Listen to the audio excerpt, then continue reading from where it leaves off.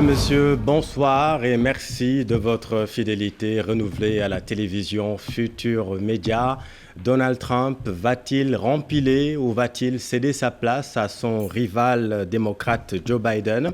Les débats télévisés n'ont pas semblé départager les deux hommes, même si tous les sondages donnent vainqueur l'ancien vice-président de Barack Obama. Mais attention, Trump n'a pas dit son dernier mot puisque la jurisprudence de 2016 est encore fraîche. Il y a 4 ans de cela, le magnat de l'immobilier coiffé au poteau, Hillary Clinton, qui pourtant avait gagné le vote populaire, mais les États-Unis donc retiennent leur souffle ce mardi après une invraisemblable campagne électorale sans précédent marquée par un climat très tendu et par l'épidémie de Covid-19 qui a ravagé un État comme New York avec plus de 33 000 morts. Une présidentielle américaine n'est jamais anodine, quels que soient les protagonistes. Les États-Unis restent l'un des pays les plus influents dans la coopération multilatérale normale. Donc, toute la planète a les yeux rivés sur l'Amérique et nous ne dérogerons pas à cette règle. Souleymanian, bonsoir. Bonsoir Chérif, bonsoir à nos chers téléspectateurs. Je salue également mes deux co-débatteurs, le colonel Atia et le docteur Ndiaye. En tandem avec vous, nous allons revenir sur les enjeux de cette élection pour l'Afrique. Comme vous l'avez dit, nous recevons ce soir le docteur Ali Farindiaï, qui est spécialiste des questions américaines. Bonsoir docteur et merci d'avoir répondu à notre invitation. Bonsoir Chérif, merci de nous donner l'opportunité d'échanger avec vous et vos téléspectateurs sur ces questions et heureux de retrouver Souleymane, qui est un ami que j'ai connu depuis des décennies. Alors, le colonel Mamadou Hatch est également avec nous, lui aussi spécialiste des situations d'urgence. Bonsoir colonel et merci d'avoir répondu à notre invitation. Merci beaucoup. Je suis heureux de revenir à la TFM et surtout de revoir Souleymane. Oui, avec plaisir. Et à l'entame de mon propos aussi, je présenterai mes condoléances à tous ceux dont les enfants sont décédés dernièrement dans ce qui s'est passé au Sénégal. Et en même temps, souhaiter beaucoup de chance au nouveau gouvernement parce que leur victoire aussi, c'est notre victoire. Voilà, c'est sur ça que je voulais démarrer cette discussion. Très bien. Nous devrions également recevoir le docteur Pape Malik Ba, enseignant au département d'anglais à l'université Cheikh Anta Diop. Dans cette émission, cette élection américaine, cette présidentielle se déroule naturellement sur les réseaux sociaux également, que ce soit Facebook, Instagram, mais surtout Twitter, très cher au président américain Donald Trump. C'est pour ça que nous allons essayer de vous faire vivre tout ce qui se dit actuellement sur les réseaux sociaux avec Mary Bey. Ce sera dans un instant. Mary, vous êtes à l'antenne pour partager avec nous tout à l'heure tout ce qui va se dire sur les réseaux sociaux. Bonsoir. Bonsoir Chérif, bonsoir à tout le plateau. Bienvenue chers téléspectateurs donc à la grande soirée électorale présidentielle des États-Unis. Donc bien sûr, on va suivre en direct tout ce qui se passe ou qui va se passer plutôt sur les réseaux sociaux, les réactions en direct avec les différents hashtags qui existent. Déjà avec le site IGFM, on a une situation qui a été déjà campée. Est-ce qu'on va aller vers une majorité démocratique ou Trump va faire la surprise comme il avait fait un peu auparavant? Nous allons voir ça et on va aussi parler des différents hashtags qui existent, hashtag élection États-Unis 2020, hashtag USA 2020 et hashtag élection day. Merci beaucoup, Mary, à tout à l'heure. Et surtout, il faut guetter les tweets du président Trump. Twitter, c'est son terrain de chasse. Alors, messieurs, avant d'en venir à l'enjeu pour l'Afrique et de revenir naturellement sur l'état de la coopération entre les États-Unis et le continent noir, docteur Ali Farindiaï, pensez-vous que la pandémie actuelle aura un impact sur le verdict de ce scrutin ? Naturellement, M. Diop, parce que d'ailleurs, si on interroge les Américains sur leur voting motive, c'est-à-dire qu'est-ce qui motive leur vote, une bonne partie de ceux qui pensent à un changement de direction vous disent que la gestion de la pandémie par l'administration Trump, qui a fait, comme vous l'avez dit, à New York, de 33 000 morts et plus de 240 000 morts aux États-Unis. Donc la pandémie de la Covid, sa gestion et l'impact qu'il a eu sur l'Amérique est une préoccupation d'une bonne partie des Américains qui se sont mobilisés pour un changement de direction. Et d'ailleurs, ces Américains, dans leur grande majorité, ont même été, à cause du Covid, obligés de privilégier le mailing vote, c'est-à-dire le vote à travers la poste.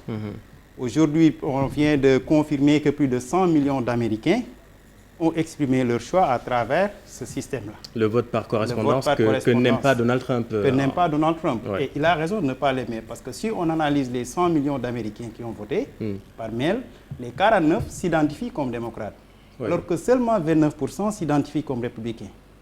Donc de là à dire que c'est quelque chose qui peut ne pas être favorable pour Donald Trump, il n'y a qu'un pas qu'il se permet lui-même de franchir. C'est pourquoi peut-être qu'il dit qu'il ne va pas accepter ce soir le résultat des votes. Oui. Et c'est ce qui risque aussi de rendre notre soirée électorale un peu longue, contrairement à Souleymane qui pensait que quand même d'ici le petit matin, on aura le nom du vainqueur de l'élection présidentielle. Oui. Parce que tout simplement,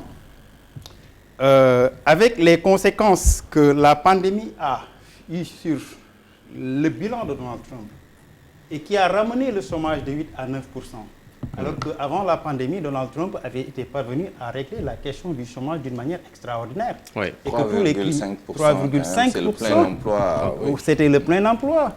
Et que sa réélection pour lui était juste une question de date, comme on dit. Mais malheureusement, toutes ces initiatives ont été reléguées à l'arrière-plan. Et c'est ce qui explique aussi en partie le fait qu'il cherche dans la mentalité des républicains ou des conservateurs à banaliser cette maladie, en montrant lui-même, sur la manière dont il a traité son Covid, que ce n'est pas quelque chose qui doit être un motif pour tuer l'économie. Ouais, puisque même étant infecté, il a continué de minimiser les effets de la Covid. Absolument. Et si vous connaissez bien l'Amérique et le Midwest, vous voyez que tous les partisans de Donald Trump continuent à vivre comme si le Covid n'existe pas. Les grands rassemblements qu'ils font, ils ont la fierté de montrer qu'ils ne portent pas leur masque. Pour eux, c'est un aveu d'impuissance et un aveu d'échec. Donc, de ce point de vue, la question de l'élection et de l'acceptation des résultats sera fonction de la motivation des électeurs républicains ce soir. Oui, parce qu'il laisse planer le doute sur l'acceptation justement des résultats. On va y revenir, mais restons sur la pandémie. Le colonel Mamadou Ack, est-ce que vous pensez que cela peut jouer en sa défaveur, cette gestion décriée par les Américains eux-mêmes? Parfaitement, parce que moi, je me dis, quand je regarde la gestion de la pandémie, je dis, moi, j'ai été formé par l'US Africom comme expert pandémie en Afrique. Alors, je vois la gestion qui est complètement contraire à tout ce que nous avons appris de l'US Africom dans le domaine de ce qu'on appelle le WADP, le West Africa Disaster Preparedness Initiative. Alors, ce n'est pas forcément la pandémie elle-même, mais je crois que c'est ses conséquences qui vont avoir un problème. Pas sur le chômage, parce que pour moi, l'Amérique, en fait, ne compte pas sur le chômage. L'Amérique compte sur la consommation. C'est un pays de consommation. Et la pandémie a eu véritablement un impact sur la consommation. Ce qui veut dire sur l'économie, parce que l'économie américaine est fondée sur la consommation plutôt que sur le chômage. Donc, cela fait que ce qui va se passer va forcément, parce que les Américains réfléchissent aussi en termes de comment on appelle, de niveau de vie. Oui. Donc la pandémie va avoir un impact social, économique, donc forcément un impact politique. Oui. Alors je disais un jour dans un forum, on m'a parlé de swing state. Je dis cette élection, ce sera le swing Covid. Tous pour Oui. Ce sera donc un suite Covid. Oui. C'est-à-dire quand vous arriverez à un niveau où il faudra décider, ce sera la Covid qui va décider de la finalité des élections. De cette élection. Voilà. Vous avez parfaitement raison. Et Joe Biden, lui, a été très prudent durant cette campagne électorale. Et le président Trump s'est délecté d'ailleurs de se moquer de Sleepy Joe, comme il l'appelle. La pandémie aura un impact sur les résultats, Souleymane. Certainement. Je pense que l'essentiel a été dit sur la pandémie telle qu'elle a été un facteur de perturbation de tout le processus.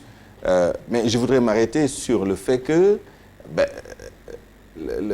l'épidémie de Covid aux États-Unis a surtout un impact sur la trajectoire du parcours de Donald Trump.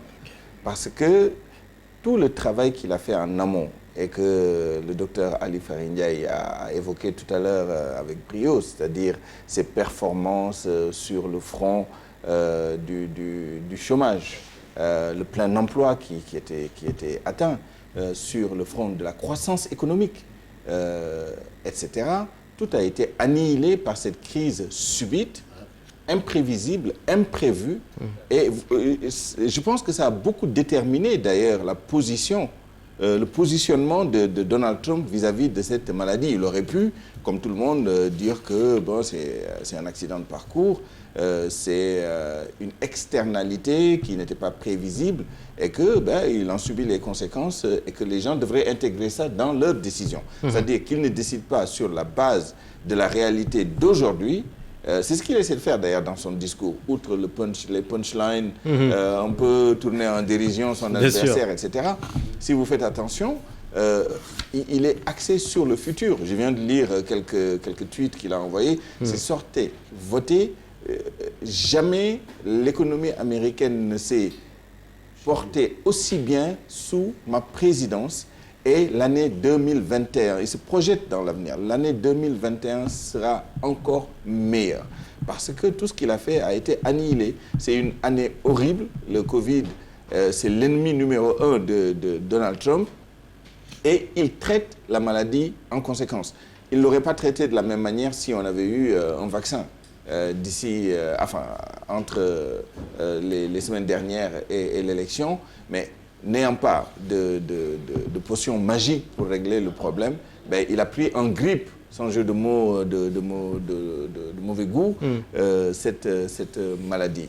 Maintenant, les autres aspects sont des aspects purement pratiques, les rassemblements qui n'ont pas pu avoir lieu, et malgré tout, il a tenu quand même ces rassemblements. Lui-même qui tombe malade de ce virus, qu'il a tant nargué, ignoré, minimiser, tout ça, évidemment, entrera en ligne de compte. Mais je ne pense pas que ça va être déterminant dans le vote des Américains. Les Américains sont très sensibles à des questions de travail, à des questions de valeur, à des questions d'épargne, à des questions d'avenir de leurs enfants, etc. Et c'est sur ces thèmes-là que Donald Trump est d'une redoutable efficacité, évidemment, en mettant l'exergue sur ces questions et en ignorant un peu le Covid, il est dans son rôle, c'est-à-dire de mettre l'accent sur ce qui compte et de faire semblant que le Covid qui compte réellement ne compte pas en réalité. Et nous sommes en visio avec François Durper, qui est actuellement en direct de Paris. Bonsoir François Durper. Bonsoir. Merci d'être avec nous sur TFM. On le disait, est-ce que la gestion jugée calamiteuse, en tout cas, de cette pandémie sera un élément clé dans cette élection? Qu'est-ce qui sera déterminant selon vous? Alors, vous avez bien posé le problème, c'est-à-dire que, effectivement, est-ce que c'est la pandémie qui va être le cœur du sujet de préoccupation des Américains ou est-ce que c'est la question économique? Il faut quand même lier les deux parce que si l'économie américaine en est là où elle en est, c'est que la Covid-19 est passée par là. Vous le rappeliez tout à l'heure, le bilan de Donald Trump, il était bon en matière économique. C'était pas seulement le plein emploi, c'était 6 millions d'emplois qui n'était pas pourvu aux États-Unis, avec un taux de chômage qui était le plus bas depuis 50 ans et un revenu pour les ménages médians, pour les classes moyennes, qui était lui aussi très fort. Inflation très basse, tous les voyants quasiment étaient au vert. Ce qu'on peut dire, c'est que là, on a un choix démocratique très fort pour les Américains.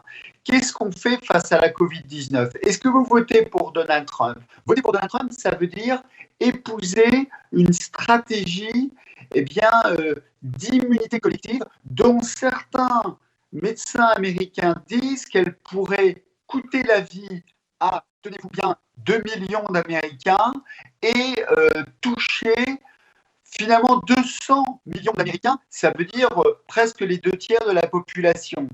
Ou est-ce que vous votez pour Joe Biden, qui a dit « moi j'ai une stratégie de confinement beaucoup plus stricte, avec un port de masque pour tout le monde ». Donc là, on a une élection qui se joue en plein cœur, non pas d'une deuxième vague, mais d'une troisième vague qui touche les États-Unis avec 75 000 cas par jour, 1000 morts par jour, et ça touche de plein fouet les minorités, puisque vous savez que lorsque vous appartenez à la communauté afro-américaine, vous avez 5 fois plus de risques de contracter la Covid-19.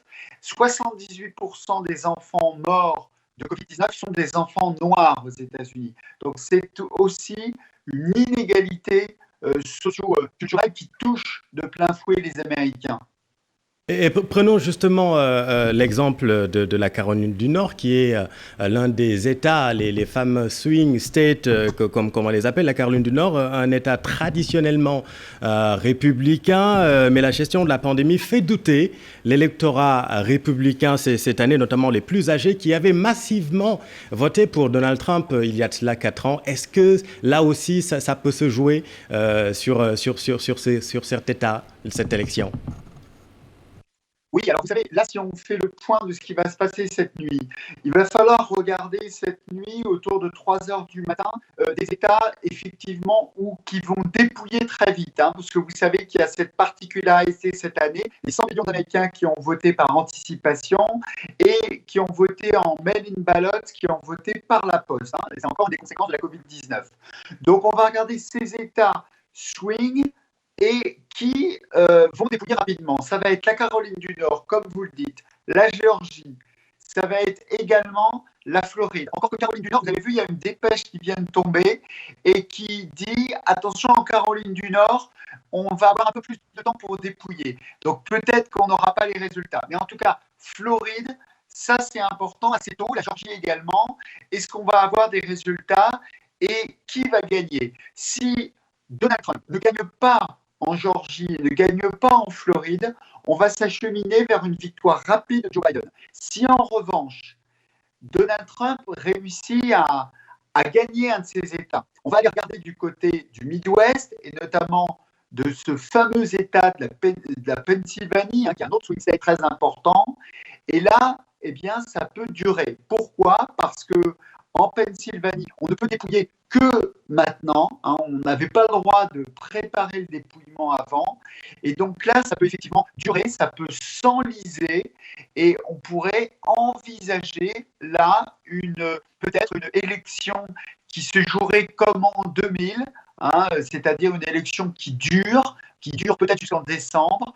Donc d'abord, une élection claire et rapide, ça serait la victoire de Joe Biden. Mais une élection qui pourrait s'enliser, c'est une autre possibilité. Aujourd'hui, il n'y a aucun politologue américain qui peut absolument vous dire, à l'heure où l'on parle, dans 2 heures, ça va se décanter, mais à l'heure où l'on parle, on ne sait pas exactement où l'on va. C'est une grande inconnue, de même que le nom du vainqueur. Tout le monde est très prudent aux États-Unis.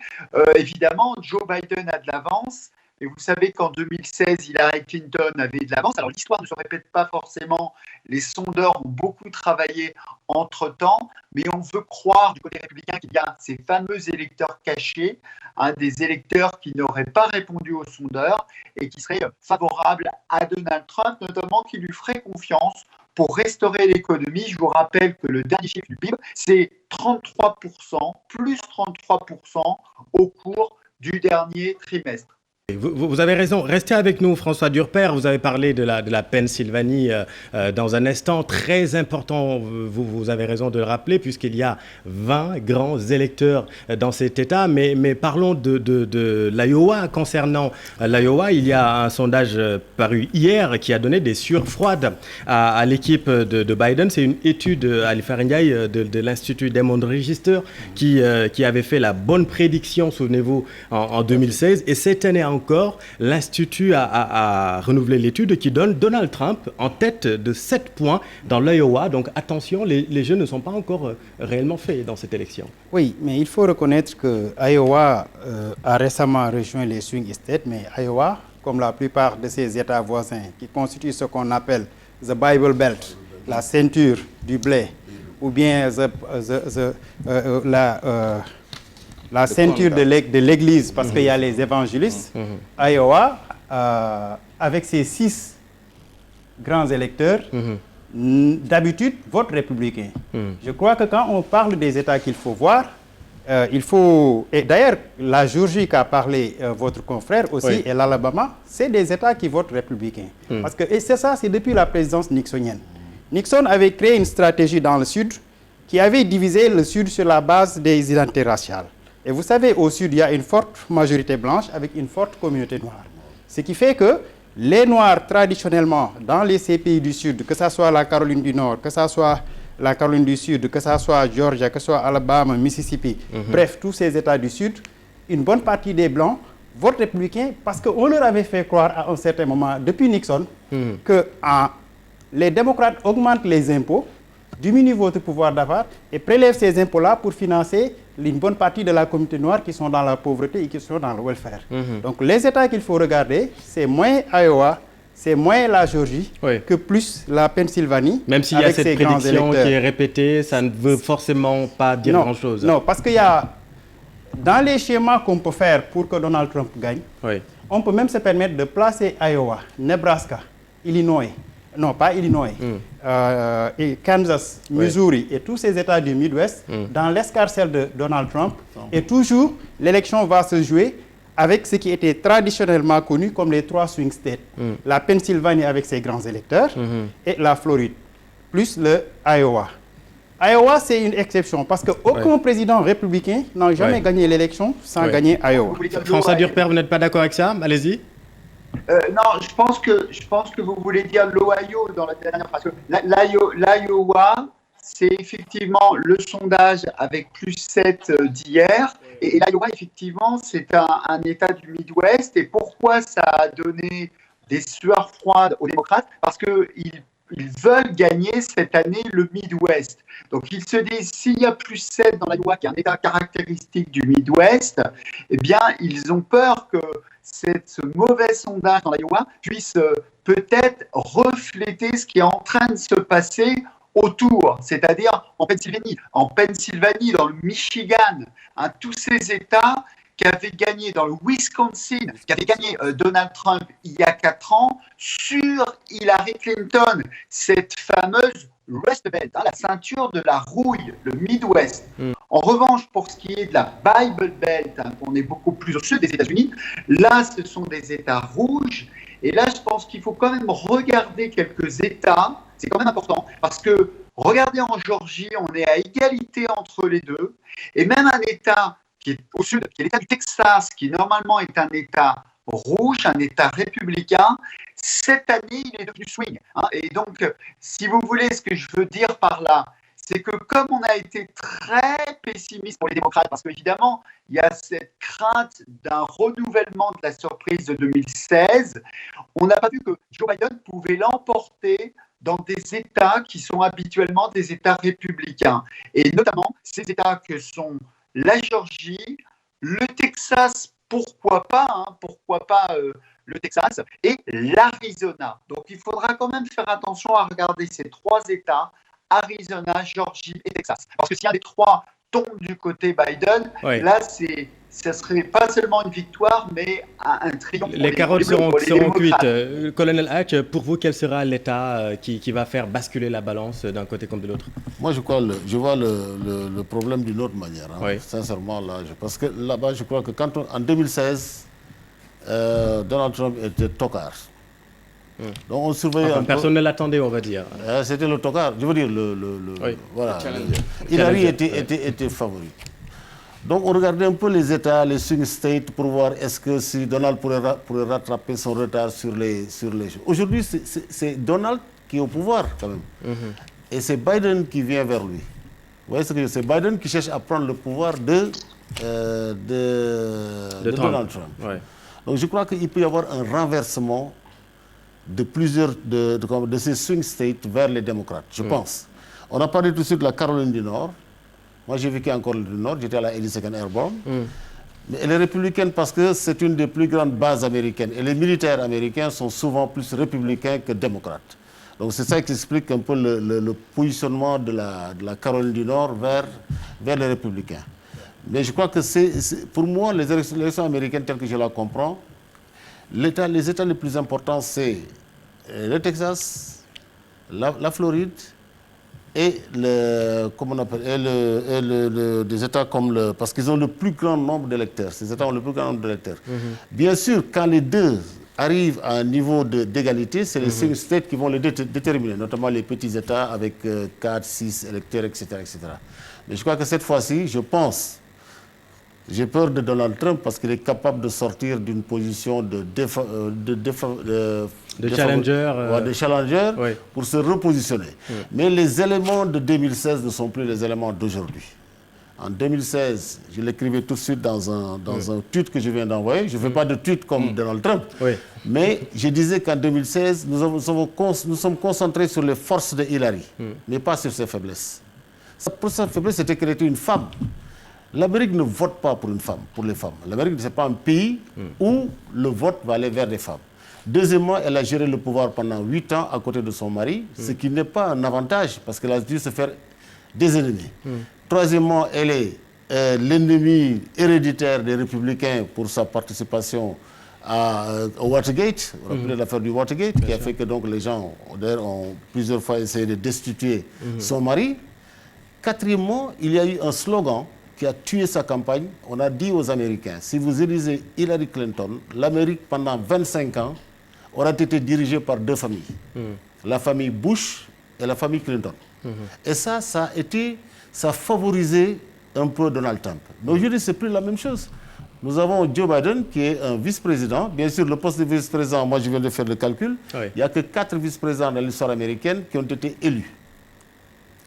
4 qui sont présentés et qui ont été élus au poste de vice-président pour être président de la République.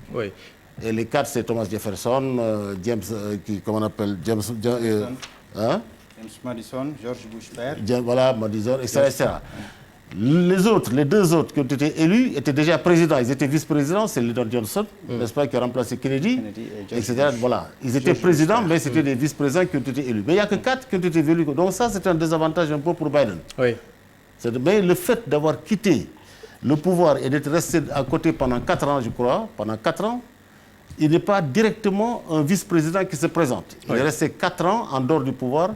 Donc ça a pu lui servir de se repréparer en vue de se représenter. Donc je pense que ça aussi, ça devient un avantage. C'est un inconvénient d'être vice-président pendant 8 ans, mais c'est aussi un avantage d'être resté 4 ans.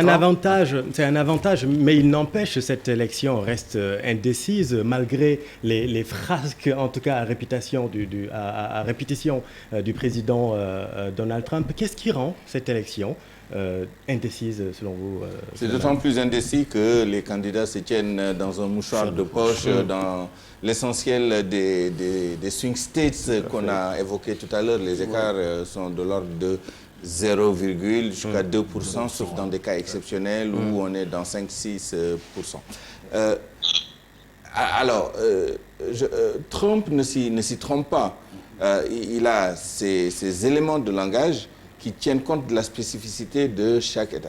Ce qui rend cette élection particulière, ce sont les conditions qu'on a évoquées. C'est la crise sanitaire, accompagnée d'une crise économique dans un temps record qui ne permet pas ni à l'un ni à l'autre de retomber sur leurs pattes. Donc c'est une communication ad hoc, très adaptative, ajustée en fonction de l'évolution des situations. Et à ce jeu-là, Donald Trump est d'une efficacité redoutable. Il est d'une efficacité redoutable. Il s'est touché là où ça fait mal, en fonction du lieu où il se trouve. Son discours sur la menace sur le travail, notamment en ce qui concerne la fracture hydraulique dans le Midwest, en Pennsylvanie, etc.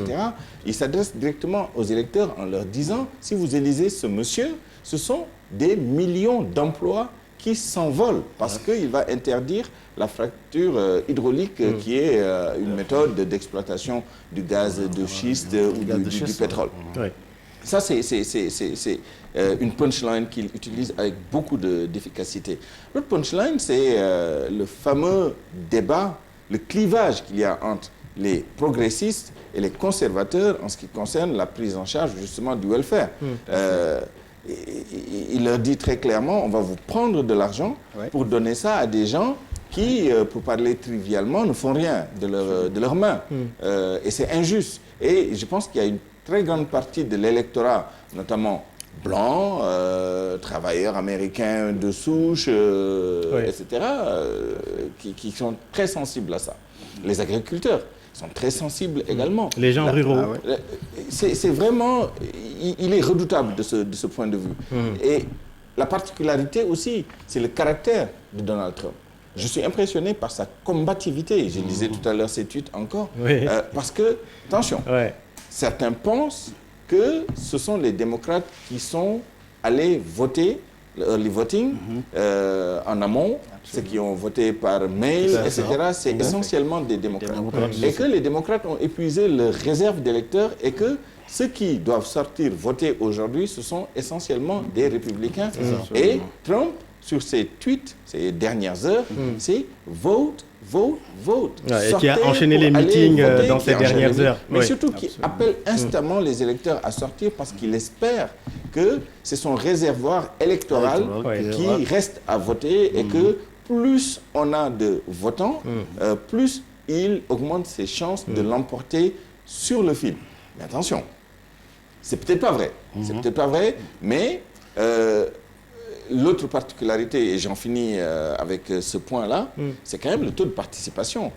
100 millions de personnes qui ont voté avant le jour J ou le jour J par correspondance. À des heures avant l'ouverture. C'est quand même quelque chose qui interpelle, qui interroge en faveur de qui cette forte participation va se faire. Et tous ces éléments entrent en ligne de compte justement dans la réflexion qu'on a eue jusqu'à présent sur de quel côté vont basculer les États, les swing states, y compris d'ailleurs des États qui ne sont pas des swing states, le Texas qui est un État acquis aux républicains, ainsi qu'à la faveur de cette forte participation, des États comme cela ne vont pas basculer. Évidemment, il y a des strongholds, la Californie, New York pour les démocrates et d'autres États pour les républicains. Mais parmi ces États, il y a le Texas. Et ce qui vaut pour le Texas peut valoir pour d'autres États qui prétendument sont acquis à tel ou tel camp et qui, à la faveur de cette forte participation, pourraient basculer dans un camp ou dans un autre. Et le fort taux de vote par correspondance peut être lié également à la pandémie actuelle, parce que les gens ne veulent pas en réalité se déplacer. Et encore une fois, Donald Trump n'aime pas ce vote par correspondance. Mais François Durper, on a parlé tout à l'heure des swing states. Alors, il y en a 10, je vais quand même les citer pêle-mêle. On a Ohio, la Floride, la Caroline du Nord, la Virginie, le Wisconsin, le Michigan, le Nevada, la Pennsylvanie, l'Iowa et le Colorado. Mais arrêtons-nous sur l'Ohio. So goes Ohio, so goes the nation. Ainsi va l'Ohio, ainsi va la nation. Est-ce que ce ne sera pas là-bas que tout va se jouer? Rappelons que tous les candidats qui ont gagné l'Ohio depuis 1964 ont remporté cette élection. Oui, alors écoutez, ce que l'historien peut vous dire, c'est aussi que à chaque fois qu'on se dit ça va se jouer dans cet État, ça ne se joue pas dans le même. Donc, cette année, on dit ça va se jouer en Floride. Après, on a dit ça va se jouer en Pennsylvanie. mais il est possible que dans 3 heures, on soit démenti par les faits et que ça soit autre chose. Vous vous souvenez, il y a 4 ans, on avait dit que ça se jouera en Floride et ça s'est joué pour un écart de 77 000 personnes dans le Wisconsin, dans le Michigan et en Pennsylvanie. Donc il faut être prudent là-dessus. Peut-être que je vais m'extraire quelques secondes de cette technique un peu politique pour dire qu'il y a aussi une question de quel président désire-t-on ? C'est les Américains qui se posent cette question. Parce que quand vous êtes démocrate, vous allez voter Biden. Quand vous êtes républicain, vous allez voter Trump. Et on a vraiment une polarité très très forte de la vie politique avec peu d'indécis cette année. Mais les indécis, ils veulent quel président ? Est-ce qu'ils veulent, comme l'a dit Donald Trump, je suis un Superman. Je me sens comme un Superman. C'est le mot qu'il a utilisé. Il a surmonté le Covid-19. Alors il dit, je me sens comme un Superman. Et il a failli justement d'ailleurs venir en meeting avec il a failli venir en meeting en tenue de Superman, effectivement. C'est ce qu'il a dit. Hein. Il a dit, j'allais venir en tenue de Superman. Et il a fait 5 meetings en une journée. C'est quand même une énergie absolument colossale. Il a dit d'ailleurs dans son tweet, il faut surmonter le Covid-19. Soyez forts face au Covid-19. Est-ce que les Américains veulent un Superman qui veut donner sa grandeur à l'Amérique ? C'est le même slogan qu'il y a 4 ans. Ou est-ce qu'ils veulent un président plus normal, plus ordinaire, un président qui a fait une campagne plus discrète, qui a fait une campagne presque plus intime, en respectant la distanciation sociale. Qu'est-ce qu'il a raconté, Joe Biden ? Il a raconté l'histoire de ses souffrances. Sa femme décédée en 1972 d'un accident avec sa petite fille. Son garçon, tous les Américains ont vu ça en 2015, mort d'un cancer du cerveau alors qu'il était vice-président. Et il a raconté cette histoire de résilience parce que 230 000 Américains sont morts.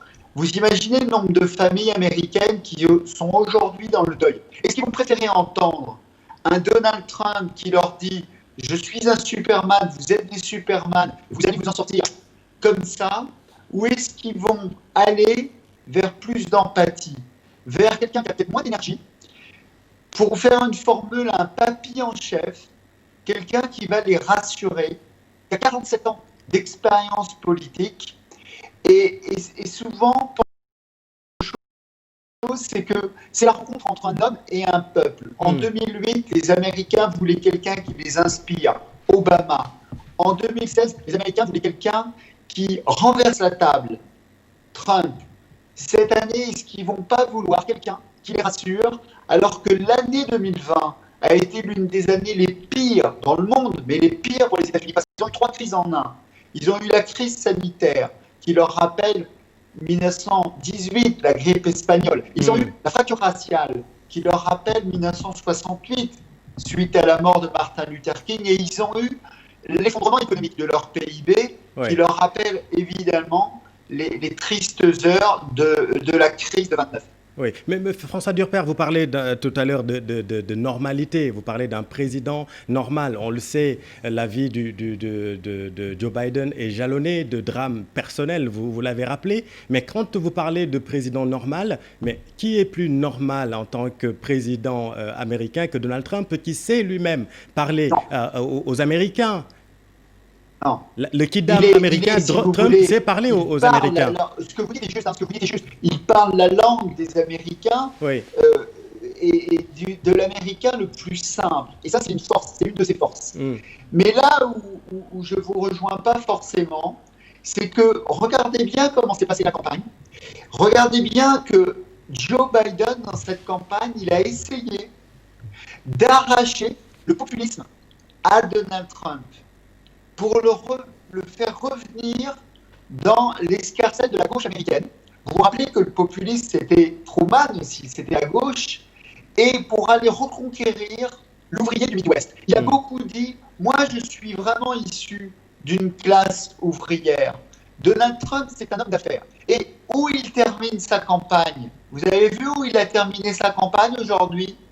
Dans sa ville natale, et qui est une ville touchée par la crise de la sidérurgie, et dans sa maison natale. Donc, pour montrer aux Américains, voyez d'où je viens. Moi, je ne suis pas un faux Américain ordinaire. Je suis un vrai Américain ordinaire. Oui. Et ça, c'est peut-être que l'élection, elle se joue aussi. Alors évidemment, elle se joue État après État. Mais elle se joue aussi parce qu'on n'est pas dans un régime parlementaire, dans la relation d'un homme ou d'une femme. Là, je ne suis pas tout à fait d'accord avec le colonel, parce que je me rappelle de la biographie que j'avais faite de Barack Obama, et je me rappelle pendant un an qu'on m'avait dit que jamais les Américains ne voteraient pour un noir. Moi, je vous dis quelque chose, on va le vivre de notre vivant. Il y aura une femme présidente des États-Unis. Peut-être plutôt que vous le pensez. Mais ça, c'est une parenthèse. Dernière question avant de vous lâcher. D'aucuns parlent de Joe Biden comme si, avec Biden, ce sera une continuité de l'ère Obama. Qu'est-ce qui différencie les deux hommes, selon vous? Les deux hommes qui vivent presque une bromance, on peut le dire comme ça. Obama soutient très fort, d'ailleurs, Biden. Oui. Je vais vous répondre de deux manières. La première, c'est qu'effectivement, vous savez que quand Barack Obama a décidé de son colistier, Joe Biden, il n'aimait pas tellement Joe Biden. Et d'ailleurs, quand Joe Biden est arrivé à la Maison-Blanche, il faisait beaucoup de gaffes. Barack Obama disait « Mais qu'est-ce que c'est que ce gars-là qui fait plein de gaffes ?» Et il a fallu la maladie de son fils, de Joe Biden, pour rapprocher les deux hommes. Chaque matin, vous imaginez quand même le président Obama qui demandait à son vice-président Biden « Comment va ton fils ?» Ça rapproche deux hommes. Et vous savez que maintenant, ils ont un bracelet d'amitié, comme le font vraiment les Américains. Donc il y a vraiment un lien d'une force vraiment indéfectible entre ces deux hommes. Et pour répondre vraiment à votre question, qui est très pertinente, qu'est-ce qui différencie les deux hommes?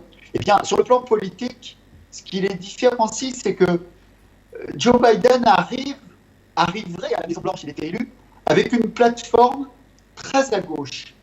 Il a un discours qui est très centriste, d'un démocrate très modéré, mais pour avoir une chance de l'emporter, il a dû faire ce que Hillary Clinton n'avait pas réussi à faire il y a 4 ans, s'entendre avec la gauche du Parti démocrate pour créer une plateforme. Notamment ce fameux Green New Deal, cette politique écologique qu'on attend de lui avec la promesse d'un salaire minimum qui est haussé à $15.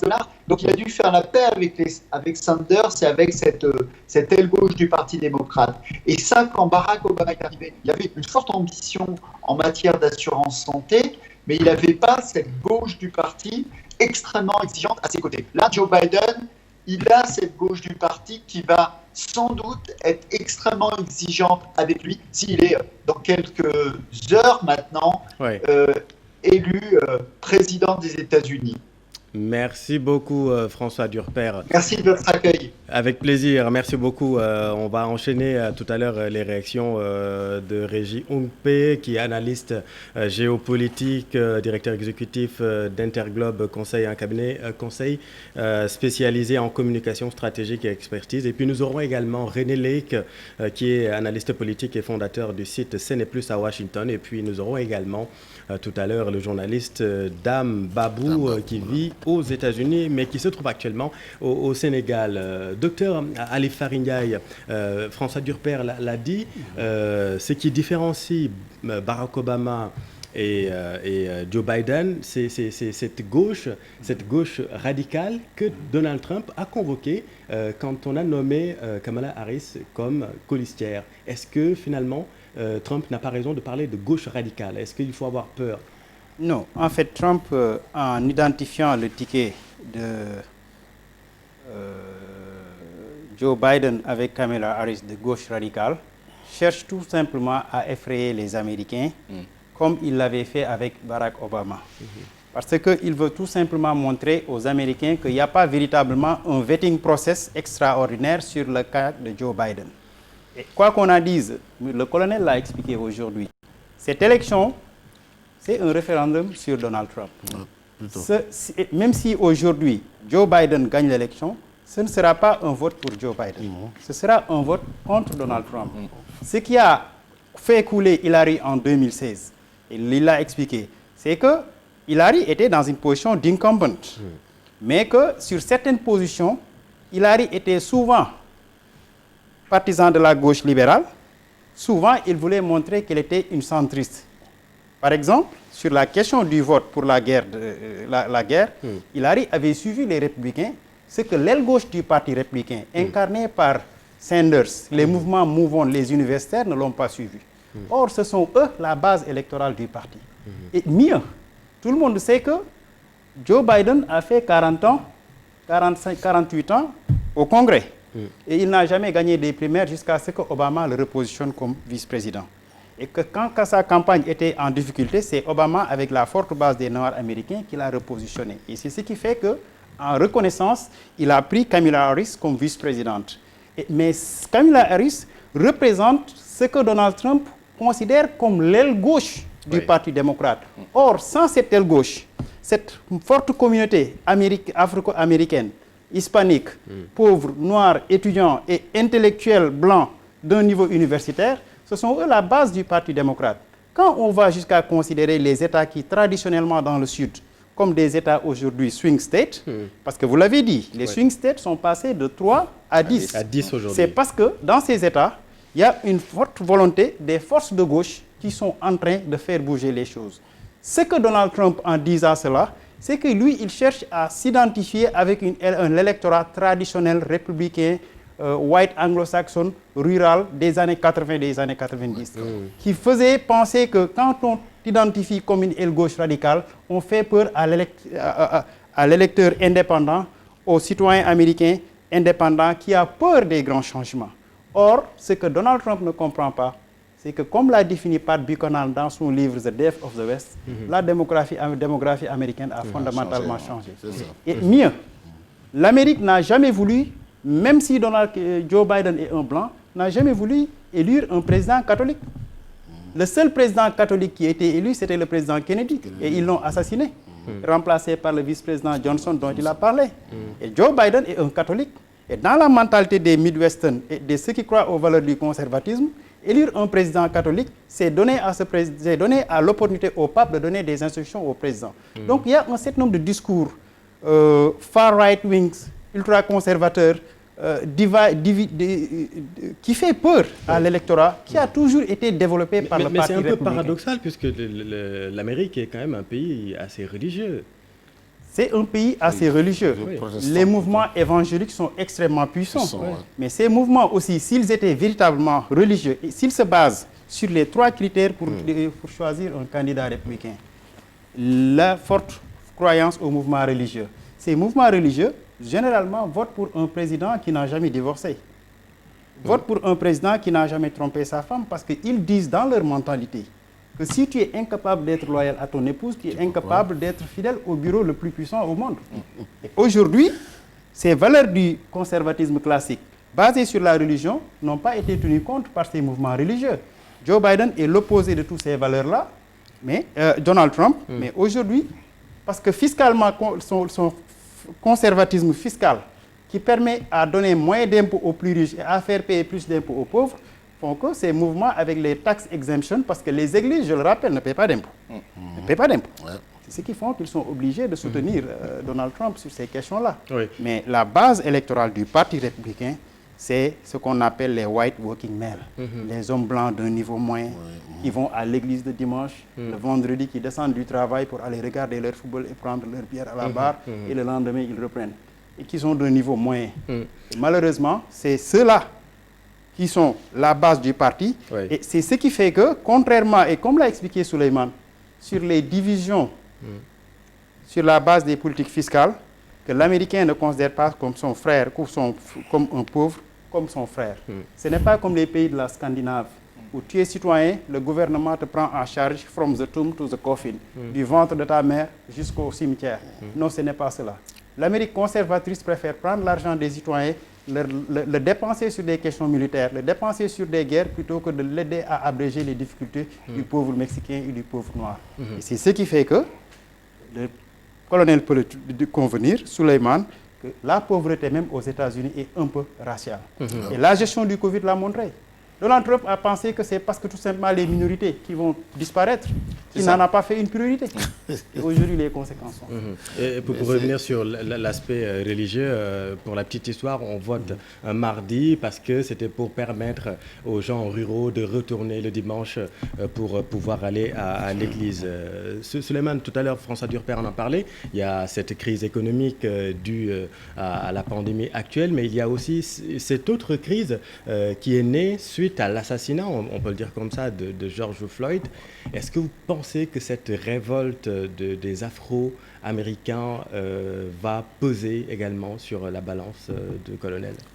Moi, dans l'article que je viens d'écrire là tout à l'heure, là, je touchais cet aspect-là. Le fait d'avoir Kamala Harris comme commissaire pourrait mobiliser. Mais moi, mon problème, c'est que est-ce que cette mobilisation ne va pas se diluer dans les États?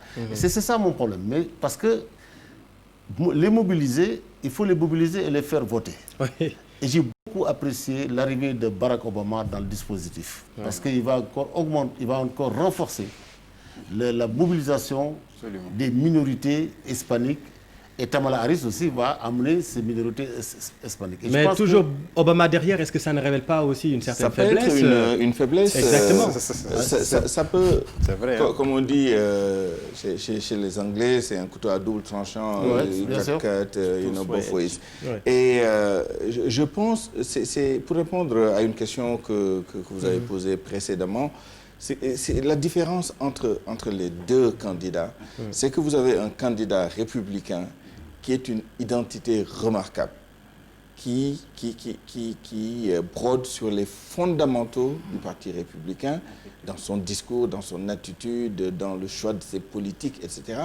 Et un Joe Biden qui semble flotter un tout petit peu. Tant il essaie de fédérer des positions qui sont plus ou moins éloignées des unes des autres, essayer de mettre d'accord des extrémistes de la gauche, le centre du parti, etc. C'est quand même un travail difficile. Ça se traduit dans un discours relativement dilué parce qu'il faut papillonner, aller chercher à satisfaire les uns et les autres. Et surtout, et moi je crains vraiment pour cette histoire de Obama. Parce que, honnêtement, c'était une proie facile pour Trump de dire que c'est presque un retour de Obama. Et ça, pour moi, ce n'était pas très bien pensé.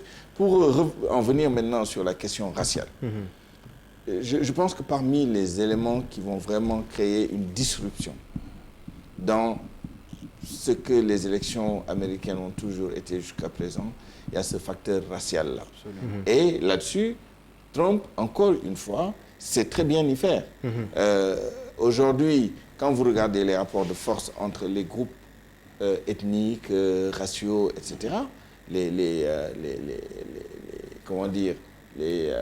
Sud-Américains, Mexicains et autres nationalités, les Hispaniques commencent à prendre quand même le pas sur les Noirs américains. Ils sont quoi, 10-11% maintenant? Oui, bien sûr. Et bon, justement, si tu permets, Souleymane, on va à Washington, puisque René Lake est en ligne avec nous. Merci d'avoir accepté notre invitation. D'abord, bonsoir. Bonsoir. Analyste politique et fondateur du site CNE+, à Washington. Est-ce que vous pouvez nous faire l'état des lieux d'abord de cette élection? Comment ça se déroule là-bas aux États-Unis? Parce qu'on parle de tension pour la première fois. Comment vous sentez les choses, vous qui êtes là-bas?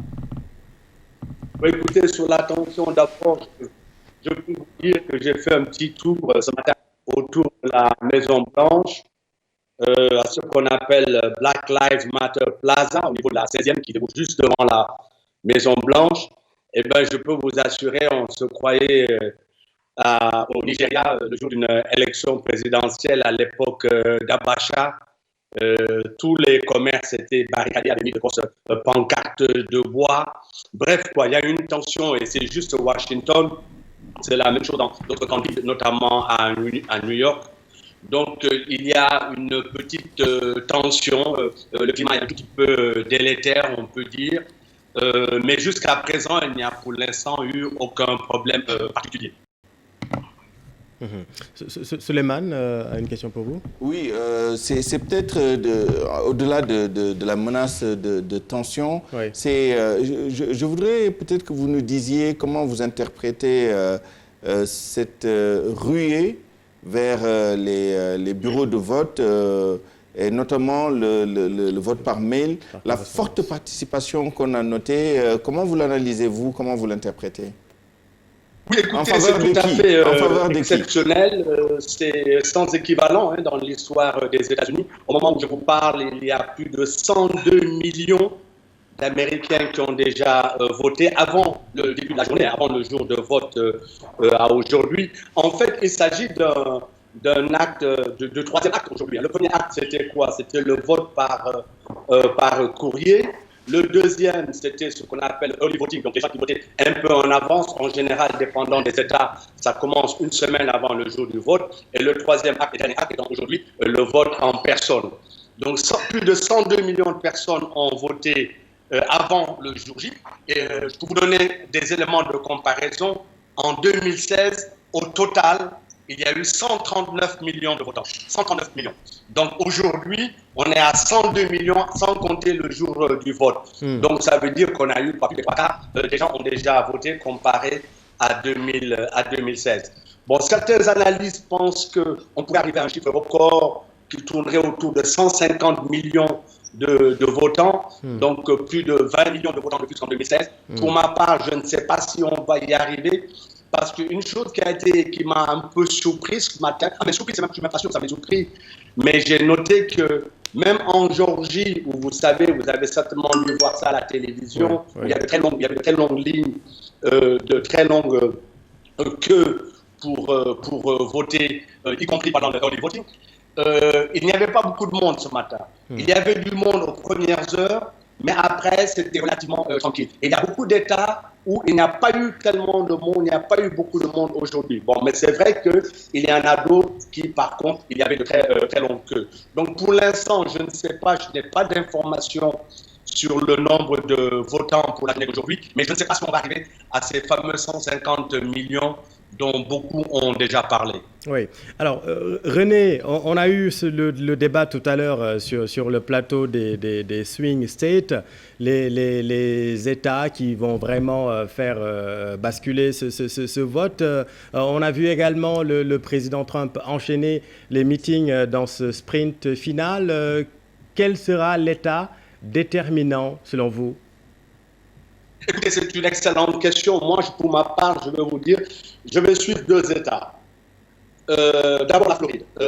Si Joe Biden gagne la Floride, ça sera la nuit sera très courte. Je peux vous garantir qu'il remportera très largement. Non seulement le vote populaire, mais le vote populaire, je peux vous dire tout de suite, je suis à peu près convaincu qu'il gagnera au moins à 4 millions de voix. Je me rappelle en 2016, Hillary Clinton a eu 3 millions de voix de plus que Trump. Je pense que Trump aura au moins 4, certainement pas de 5 millions de voix de plus au vote populaire. Mais encore une fois, ce n'est pas ça le plus important. Le plus important est de gagner le collège électoral. S'il gagne la Floride, je pense que pour le collège électoral, l'affaire est conclue. Par contre, s'il perd la Floride et que Trump la gagne, ce qui serait un peu dans la logique des choses, et que Biden perd la Pennsylvanie, alors là, les problèmes peuvent commencer pour Joe Biden et ça sera un plutôt bon signe pour Donald Trump. Qu'est-ce qui s'est passé en 2016? Très rapidement, je rappelle à vos téléspectateurs qu'en 2016, il y avait 10 États, ce qu'on appelle les États charnières, qui peuvent tomber dans une escarcelle ou dans l'autre. Et il y avait ce qu'on appelle le mur bleu, qui sont les États bleus, les États démocratiques, les démocrates que les démocrates ont gagné sur les 3 dernières décennies. Et bien, non seulement Trump a gagné les 10 États charnières, mais il lui suffisait de gagner un seul État bleu pour remporter le collège électoral. Et bien, il en a gagné 3. Et c'était la Pennsylvanie, le Wisconsin et le Michigan. Alors, pour l'élection 2020, il est à peu près certain que le Michigan et le Wisconsin, il ne le gagnera pas encore cette fois. Je pense qu'il va le perdre et il risque de le perdre assez largement. Mais par contre, la Pennsylvanie, c'est très serré. Donc, s'il arrive à maintenir les États qu'il a gagnés en 2016 et qu'il arrive, même si c'est serré, à gagner la Pennsylvanie, eh bien, il aura un deuxième mandat. S'il n'y arrive pas, bien entendu, Joe Biden, il lui suffit simplement de reconstituer ce mur bleu. Michigan, Wisconsin, c'est déjà fait. Il ne reste plus que la Pennsylvanie. Quand je dis c'est déjà fait, vous me comprenez. Je veux dire, les sondages sont suffisamment précis à ce niveau-là. Mais la Pennsylvanie, c'est beaucoup plus serré. Alors, René, on a parlé également tout à l'heure de la crise qui est née suite à l'assassinat de George Floyd. Est-ce que, selon vous, Black Lives Matter pourrait se transformer en Black Vote Matters? Les Noirs américains qui n'ont pas vraiment voté en 2016, est-ce qu'ils sont sortis cette année? Écoutez, c'est une question extrêmement difficile. Moi-même, je me bats avec cette question. Je n'ai pas de réponse. Je cherche des réponses. J'appelle, je passe des coups de fil à gauche et à droite. Je regarde, je lis, mais je n'arrive pas à trouver une réponse qui soit suffisamment claire. Pourquoi? Les réponses que j'ai sont contradictoires. Je vous donne par exemple le cas de la Floride. Il semblerait que le vote des Latinos pour Biden est moins important que pour Hillary Clinton en 2016. Donc ça, c'est la première chose. Et il semblerait que ce soit également le cas pour les African Americans, pour les Noirs. Donc, c'est une indication qui semble aller à contresens par rapport à cette idée que nous avions tous qu'il y aurait une mobilisation extraordinaire des Noirs à travers le pays.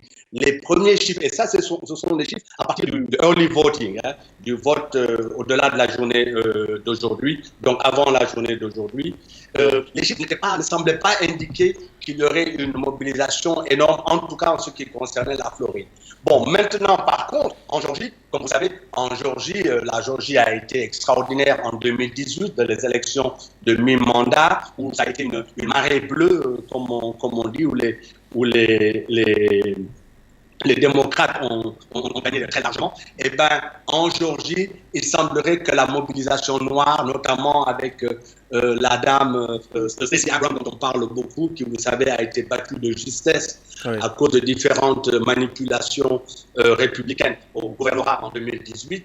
Donc, il y a une grande mobilisation des Noirs. Il semblerait que ce soit un peu la situation contraire par rapport à la Floride. Donc, je dis pour l'instant que ces deux informations relativement contradictoires. Donc, il faudra peut-être qu'on attende un peu plus, qu'on voit un peu plus les sondages sortis des urnes et que l'on ait un peu plus de chiffres d'ici là. René, peut-être une question sur les déterminants du vote. Pour vous, qu'est-ce qui va être le plus déterminant dans le choix des électeurs américains? Autrement dit, qui a été plus efficace dans la campagne électorale entre Trump et Biden? Comment vous analysez leurs différentes performances? Écoutez, on a déjà quelques petites indications, c'est les sondages sortis des urnes. Je n'ai pas les chiffres exacts en tête, mais je peux vous dire que celui de CNN indiquait que parmi les priorités des gens qui ont voté aujourd'hui, je crois qu'on tournait autour de 33% qui disaient que l'économie était le plus important, et on avait quelque chose comme 44 ou 45% qui disaient que c'était la pandémie. Donc, comme vous pouvez l'imaginer, tous ceux qui pensent que la pandémie était le contrôle de la pandémie était le plus important, vous imaginez bien qu'on peut penser que la majorité voterait pour Biden, et ceux qui pensent que l'économie était plus important que la pandémie, le contrôle de l'économie était plus important que le contrôle de la pandémie, on peut penser que ça c'est plutôt favorable à Donald Trump. Donc ça, ce sont c'est juste une indication entre autres. Mais ils ont fait au niveau de leur sondage à CNN, donc c'était pandémie, économie, et les questions justement d'égalité sociale, Black Lives Matter, etc. Je crois que ça tournait autour de 19% pour ce qui concernait Black Lives Matter. Donc pour l'instant, même ces chiffres-là, quand vous les interprétez, vous pouvez facilement les interpréter dans un sens comme dans un autre. Ce n'est pas tout à fait clair. Dernière question pour nous permettre d'embrayer sur notre deuxième sujet. Vous voulez intervenir, Ali Faragnaï? Oui, bonjour M. René, c'est Ali Faragnaï. Comment vous allez, mon grand? Bonjour Ali, très bien Ali. Je vous transmets les salutations de notre ami Komo Baradien, de la mission des Nations Unies au Congo. C'est mon ami Bara, ça fait longtemps que je ne l'ai pas vu. Oui, tout à fait. Il m'a annoncé tout de suite en venant de vous transmettre ses amitiés. Tout à fait. Je ne sais pas si je dois vous féliciter ou pas, parce que c'est un conseil aussi du président Alassane Ouattara sur la question du troisième mandat. Super. C'est pas le bon, il n'est pas du bon côté de l'histoire. Il est encore moins. Effectivement. Mais je voudrais tout simplement vous demander, parce que je sais que vous êtes un observateur averti de la scène politique et que quand même vous êtes tous les voix à travers la politique, le lobbying au niveau de Washington passe en partie par vous. Mais sur cette élection, je voulais tout simplement vous demander, est-ce que vous pensez que la stratégie de Donald Trump dont on dit qui consiste à mobiliser l'électorat républicain aujourd'hui et sur la base de ce qui va sortir des urnes se proclamer vainqueur compte non tenu du vote, du mailing vote qui va prendre du temps, est-ce que vous pensez aujourd'hui que cette approche ne sera pas de nature à créer l'opposé de law and order que le président a toujours décrié? Oui, écoutez, c'est sûr que c'est une menace. Il le dit, il le redit. Encore ce matin, il a envoyé des tweets incendiaires. Mais vous savez, l'une des caractéristiques de Donald Trump, si vous regardez bien, si vous le suivez bien, il fait beaucoup de bruit, mais dès qu'il s'agit de mettre les choses en action, il ne répond en général pas présent. N'oubliez pas que Donald Trump n'est pas dans une situation facile. S'il perd cette élection, il a énormément de problèmes légaux qui lui pendent sous le nez. Et il a été Damoclès juridique au-dessus de la tête. Et je peux vous garantir que je ne l'imagine pas. Contrairement à beaucoup de mes amis et de mes collègues analystes ici, je n'imagine pas Donald Trump aller dans des excès de langage où il pourrait se faire harponné par la justice américaine, en particulier s'il perd cette élection. Donc je pense qu'il sera particulièrement prudent.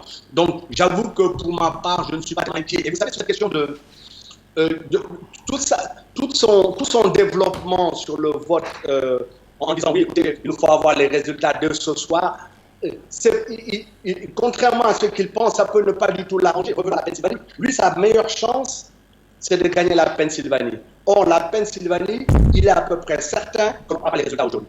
Donc, et que si on se limite sur la base des résultats d'aujourd'hui, ce n'est même pas certain que ça lui soit favorable. Donc, lui, ce qui peut lui être même encore plus favorable, ce sera le décompte ensuite des vols par courrier qui vont se faire dans la nuit, peut-être demain matin ou peut-être demain en fin de journée. Donc, par exemple, la Pennsylvanie, pour qu'elle tombe dans son escarcelle, il faudrait que lui-même attende les résultats. Donc, je crois qu'il fait beaucoup de bruit, il fait beaucoup d'effets de manche comme ça, mais je ne suis pas sûr que ça va être déterminant. Mais je peux me tromper, hein, vous savez, on ne sait jamais. Oui, la Pennsylvanie, encore une fois, qui a 20 grands électeurs. Dernière question avant de prendre Mary Bey, puisque l'élection se joue également sur les réseaux sociaux.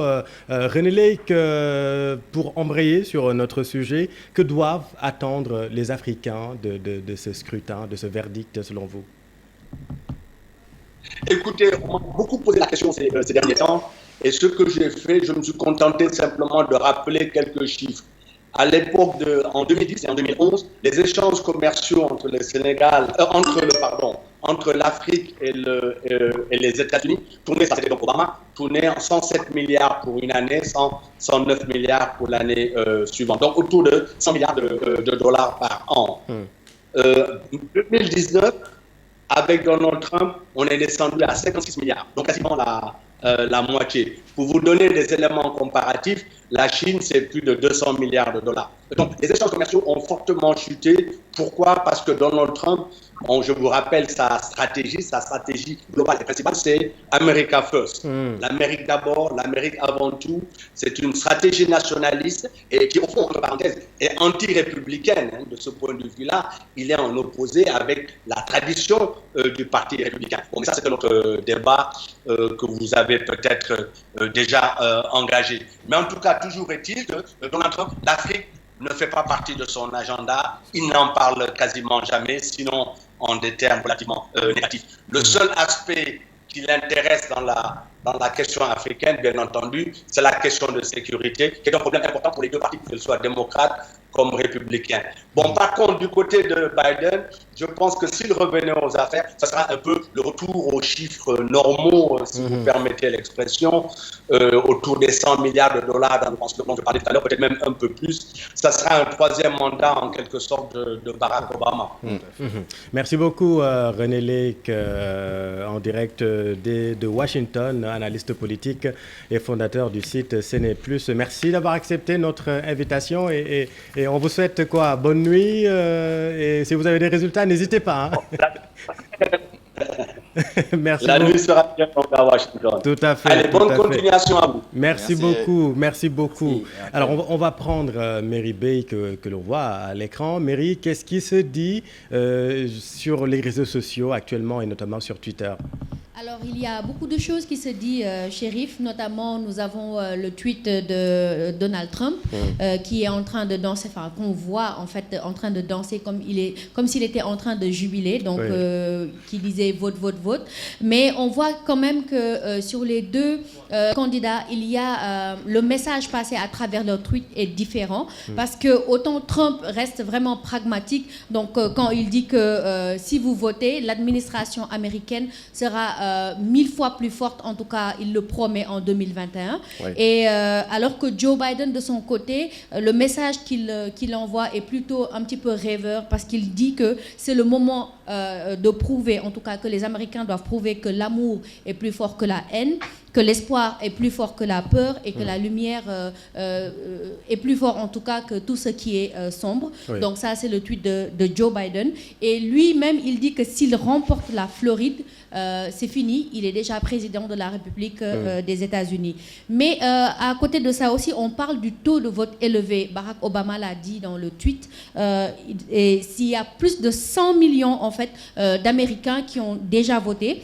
Et c'est un taux record depuis plus d'un siècle. Et on parle des swing states, mais les réseaux sociaux parlent de tout ce qui est la jeune génération, donc la génération Z, qui ils disent plutôt qu'il est capable, cette génération plutôt est capable de faire basculer le scrutin, parce qu'il ne faut pas oublier qu'ils sont 24 millions quand même, qui sont nés à partir de 1997 et qui doivent voter en tout cas pour cette élection 2020.